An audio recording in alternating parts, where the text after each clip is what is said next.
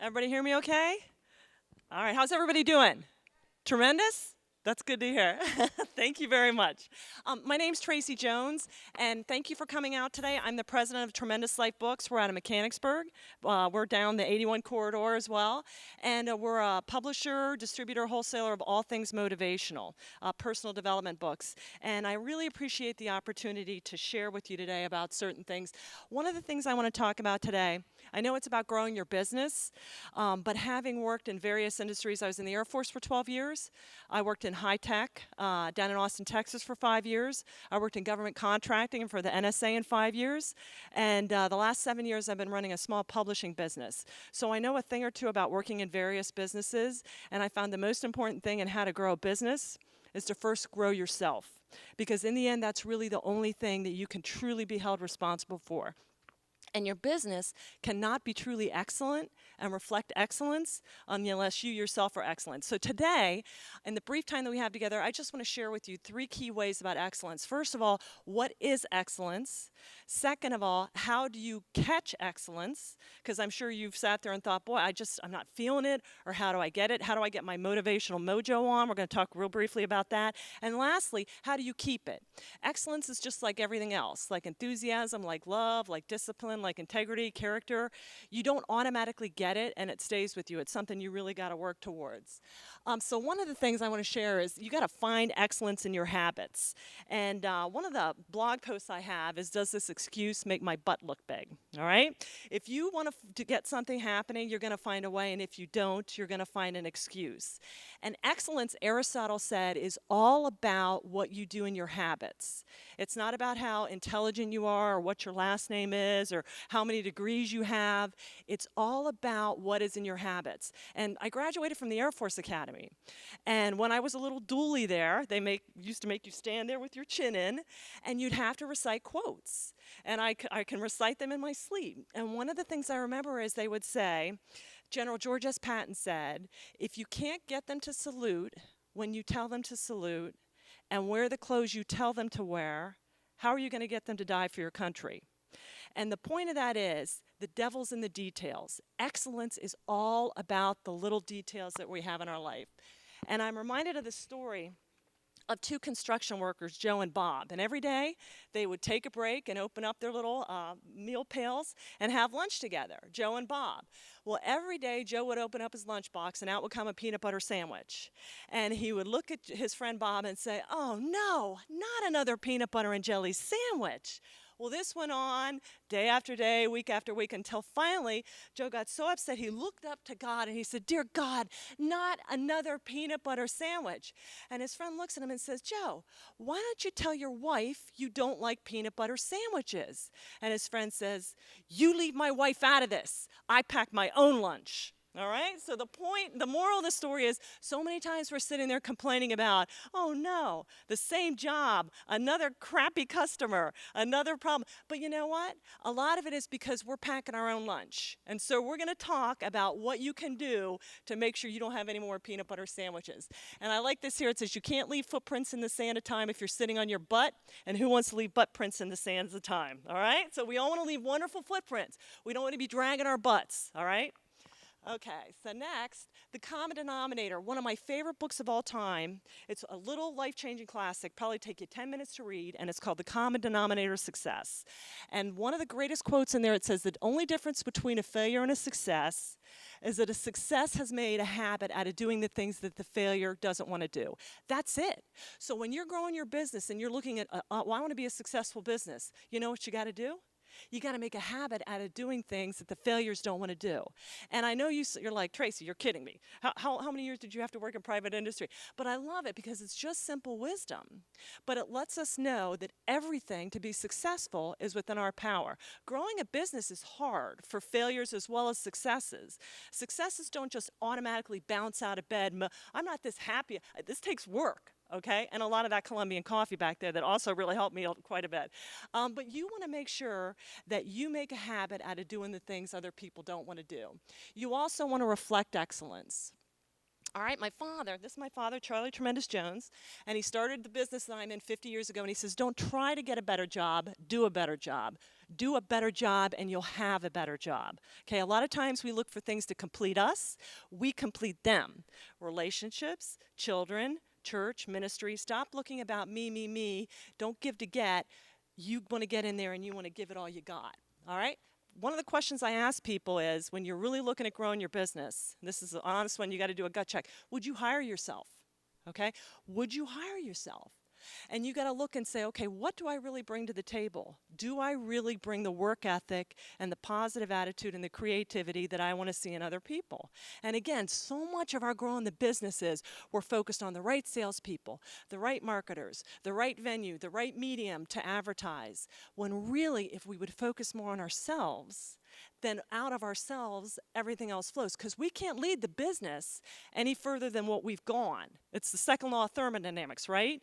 The result cannot be greater than the cause. So the more we make ourselves excellent, the more tremendous our businesses are going to be.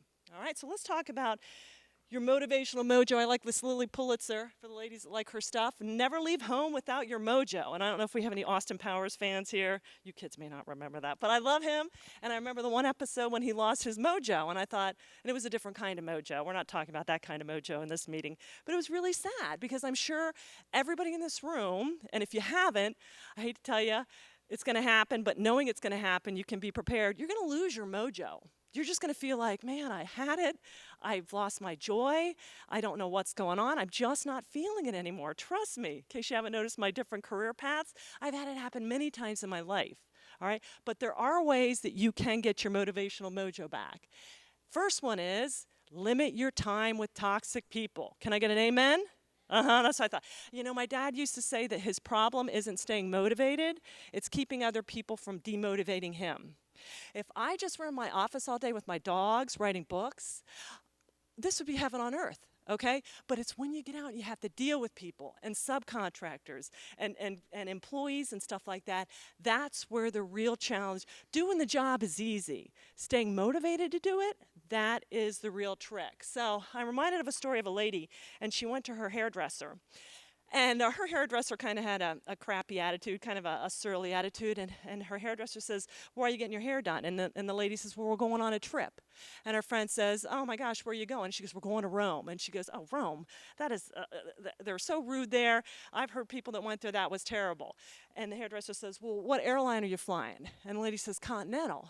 And the hairdresser says, Continental, their planes are always late, the stewards are rude, they're just, it's an old, you're going to have a terrible time. And then the lady says, well, the hairdresser says, well, where are you going to stay? And she says, well, we're staying at this beautiful historic resort right off the Tiber River. And the hairdresser says, oh my gosh, I've seen that place online, on Kayak, it's an absolute dump. Everybody thinks it's beautiful, but it's really crappy. And then she says, well, what are you going to do there? And the lady says, well, we're going to go see the Pope, right? How exciting is that? And the hairdresser says, what, are you crazy? You and everybody else in the world, he's going to look like an ant by the time you get to see him. So about a month later, the lady came back to her hairdresser, and the hairdresser says, hey, how was the trip? And the lady says, you cannot believe it. And the hairdresser says, well, what do you mean? And she says, well, Continental had just upgraded their fleet, and they bumped us up to first class. And I had this wonderful story. It was just the most unbelievable flight of all. And then she says, and then the lady says, well, what about the place you stay? And she says, well, we got there, and they had just completed a $15 million renovation. It was one of the most gorgeous places we had ever stayed. And the hairdresser's like, all right, but what about the Pope? What about the Pope? And the lady says, this is the best part of all. While we were standing there, one of his guards tapped us on the shoulder and asked us to come to a secret room because the Pope wanted to meet individually with a couple of tourists. And the lady's like, what? And she says, yes, next thing I know, we were in a private room, and I looked up, and there was the Pope. And he came over to me, and he took my hand, and he bowed his head, and he whispered in my ear. And the hairdresser says, you are kidding me. What did he say? And the lady answered, he said, where'd you get that crappy hairdo? All right, now that's one way to silence people, just to kind of shut them down. But I'll tell you what, Zig Ziglar called them SNIOPs. SNIOP. Are you sensitive to the negative influences of other people? I am. And that's why you always need to make sure that you go ahead and limit your time with toxic people. And you're like, okay. And you say, but Tracy, I'm married to one, right? I get that a lot. People pull me aside and go, can I talk to you? Or my boss is one. That's okay. Just don't let what's going on around you get inside you. And that, again, is where the habit of discipline comes from. I heard people say that. Are you a fountain or a drain? When you look at people, after you spend time with them, like when I came in here and met you guys, it was just a wonderful energy. I felt uplifted, okay? You guys are a fountain. You replenish what's going on inside me. There are other people that I spend time with, and after that, I actually feel sad and depleted and worse off. Be in touch with this, okay? Because when they're pulling your motivational mojo away from you for no apparent reason, you got to find a way to get it back. And the older I get, the more I realize, you kids will see, all right? You will see that you just really have to kind of watch and be aware of this. Also, beware the emotional vampires. These are the people that kick up a bunch of drama. I also call them the vacuum cleaners. My dogs taught me this, all right? I had the most perfect soul dog in the world, Mr. Blue, and he was just the most laid back soul, but the one thing he was really stressed out about was vacuum cleaners. And I'm like, Mr. Blue, you already ate all the crumbs? And he would freak out. He even cracked his tooth trying to bite the vacuum cleaner, the most mellow dog in the world. Talked to thousands of kids, licked them from head to toe, just mellow. But the vacuum cleaner would upset him. And I started thinking about this, the people in our lives, the vacuum cleaners, the ones that kick up a bunch of dirt and hot air and make a bunch of noise.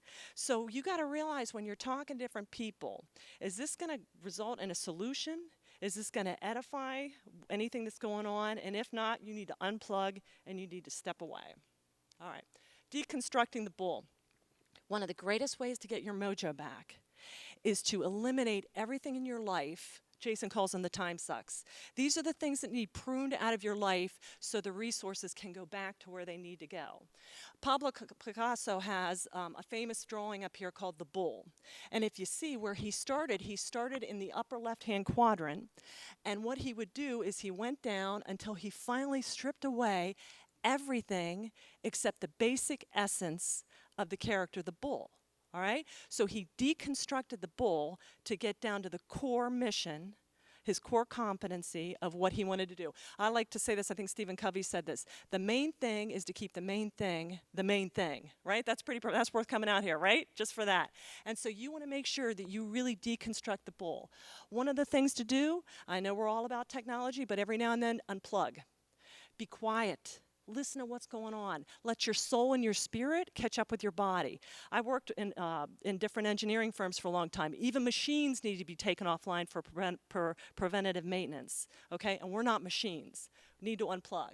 Also, one of the two greatest questions you can ask when finding out how to do the deconstruction of the bull, ask yourself these two questions, because I get a lot of that. How do I know I'm doing what I'm supposed to be doing? What is my purpose to be here in life? Well, first thing is, how can you do the most good? How can you, with your current talent, do the most good? Second of all, what are you most passionate about? I've had several critical decisions in the past 6 months, and I always go back to these two questions. If you follow these, you're not going to go wrong. All right? So now we know what excellence is. It's in our habit. And we found out a couple different ways to keep our motivational mojo. Now we want to keep that excellence. And one of the greatest quotes I ever read is John Bunyan. You have not lived today until you have done something for someone who can never repay you. The older I get, the more I realize you want your business to be a success. But Henry Ford said, a business that does nothing but make money is a poor business. Okay? You want to be of significance. All right? That's where the really great leaders, anybody can crank out and make money. Okay? But what you want to do is you want to take that, the righteous use of wealth, and you want to do something to help somebody. 82% of charitable giving is done by individuals. That's a wonderful thing because those that earn it have a heart to give it back. All right, so don't let anybody tell you the big bucks is evil. The love of money is evil. The righteous use of wealth is one of the greatest transforming powers in this country, and we see it, going on right now. Okay? Also make sure, birds of a feather, the quality of your life depends on the quality of your thoughts, and I would also say of your friends, okay? You are who you associate with. There are several motivational speakers that talk about how you are the composite of the 5 people you hang around with the most, Okay, so think about that. Now you don't become them. If I hang around multi-million-dollar speakers, that I'm not going to be maybe someday I can become one, but you know, it is a reflection of birds of a feather flock together. And my father used to tell me, hang around thinkers, you'll be a better thinker. Hang around achievers, you'll be a better achiever. Hang around givers, you'll be a better giver.